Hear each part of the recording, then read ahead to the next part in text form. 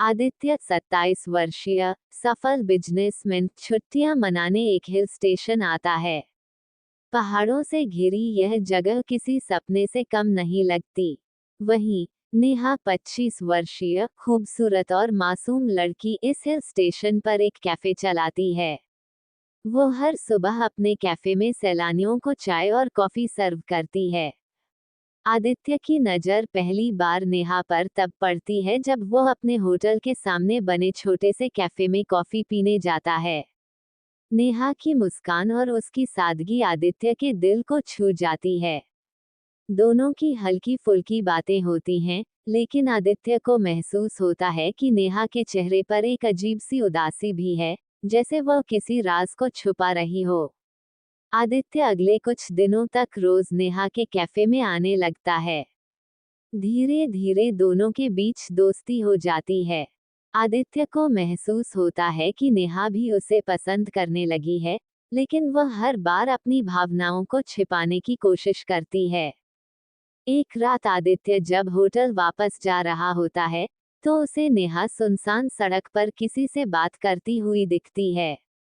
जब वो नजदीक जाने की कोशिश करता है, तो नेहा अचानक घबराकर वहां से चली जाती है। आदित्य को शक होता है कि कुछ गड़बड़ है। अगले दिन जब आदित्य कैफे में जाता है, तो नेहा परेशान दिखती है।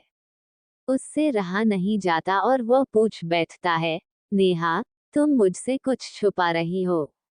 नेहा पहले टालने की कोशिश करती है, लेकिन जब आदित्य उसे भरोसा दिलाता है कि वो उसकी मदद करेगा, तो वह सच बताने का फैसला करती है।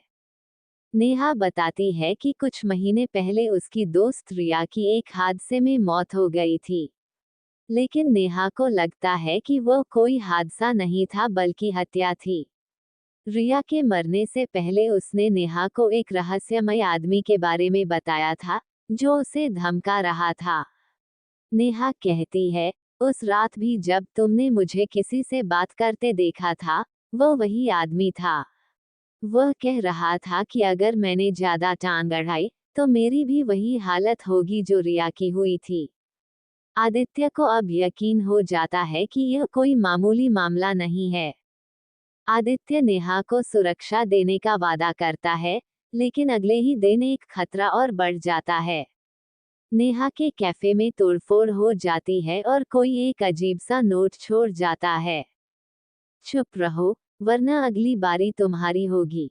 अब आदित्य को समझ में आ जाता है कि मामला बहुत गंभीर है। वह नेहा को अपने होटल में आने को कहता है ताकि वह सुरक्षित रह सके। आदित्य अपने एक दोस्त की मदद से रिया की मौत से जुड़े पुराने रिकॉर्ड खंगालता है और पता चलता है कि इस सब के पीछे शहर का एक प्रभावशाली बिजनेसमैन विक्रम सिंह का हाथ हो सकता है। रिया ने कुछ साल पहले उसकी गैर कानूनी गतिविधियों के बारे में जान लिया था, इसलिए उसे रास्ते से हटा दिया गया। नेहा को यकीन नहीं होता कि उसका सामना अब एक खतरनाक अपराधी से है।